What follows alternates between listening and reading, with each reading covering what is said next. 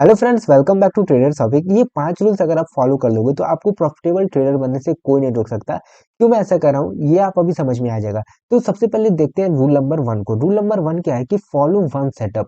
One setup का मतलब क्या होता है कि आप क्या करते हो कि आप 10 सेटअप के पीछे भागते हो। सबसे पहली पहली बात है कि आपको पता ही नहीं है कि सेटअप होता क्या है। सेटअप का मतलब ये नहीं होता है कि 6 इंडिकेटर लगा देना या फिर 6 कोई भी अपना कोई भी इधर उधर लेके सेटअप बना लिए, नहीं।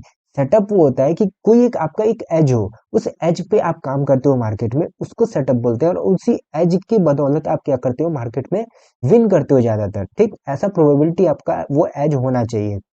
तो उसको आप क्या करो, अब से एक सेटअप को फॉलो करना स्टार्ट करो। ना कि 10 सेटअप 20 सेटअप, उसका सेटअप देख ले, इसका सेटअप देख ले, नहीं। अपना एक सेटअप बनाओ। नहीं है तो मेरा मैं एक सेटअप दे दूंगा, मेरा जो एडवांस सेटअप है उसी को आप फॉलो करो। उसके बाद से जो आपका ट्रेडिंग का करियर है वो धीरे धीरे चेंज होने लगेगा। तो आज से एक सेटअप को फॉलो करना स्टार्ट करिए।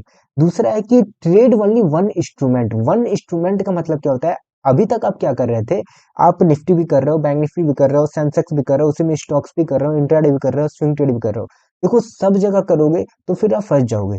ना तो आप कभी आगे बढ़ पाओगे, ना तो आपका कोई भी, समझो, सारा काम बेकार हो जाएगा। क्यों? क्योंकि आप एक सेटअप को सीख ही नहीं रहे, उसके बाद से आप एक इंस्ट्रूमेंट में भी नहीं हो।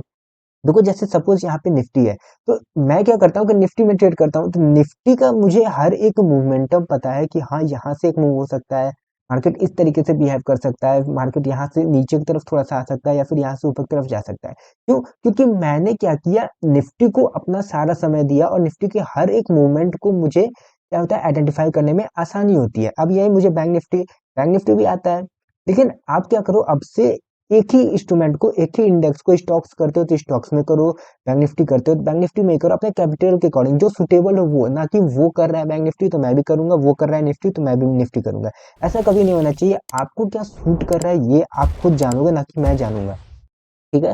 तो यहाँ से आप इसको सुधारिए और वन इंस्ट्रूमेंट में ट्रेड करना स्टार्ट करिए आज से। तीसरा है क्या है कि never trade with biased mindset. Biased mindset का मतलब क्या होता है? सपोज आज यहाँ पे मार्केट गैप अप हुआ, ठीक, गैप अप के बाद से क्या होता है, लोग बायस्ड हो जाते हैं कि आज मुझे सेलिंग ही करना है। इतने दिन से मार्केट भाग रहा है तो मार्केट नीचे ही गिरेगा तो मुझे एकदम सेल ही करना है। ये पहले से प्री डिफाइन करके आते हैं वो लोग कि आज मुझे सेल करना है या फिर मुझे आज सिर्फ बाइंग करना है। ऐसा कभी नहीं होना चाहिए। मार्केट में आपका जो सेटअप है उसके अकॉर्डिंग आप यहाँ पे ट्रेड करना चाहिए, ना कि आप एकदम बायस हो कि एकदम से आज तो फेड आया है या फिर कोई न्यूज आया है उसी को देख के एकदम सेल करना है या फिर बाइंग करना है। ऐसा कभी नहीं होना चाहिए। बायसनेस के साथ कोई भी आपको ना तो ट्रेड करना चाहिए ना भी इन्वेस्टमेंट करना चाहिए। ठीक है? चौथा है कि never make decision on PNL basis. Most important है कि आप लोग क्या करते हो कि सपोज यहाँ पे आपने बाइंग किया, ठीक, यहाँ पे बाइंग किया और आपका जो क्या है कि यहाँ तक आते आते आपका पीएनएल सपोज 10,000 आ गया। ठीक, तो अब आप पीएनएल के बेसिस पे क्या कर रहे हो, यहाँ पे डिसीजन लेना स्टार्ट करो, ना कि चार्ट्स के बेसिस पे।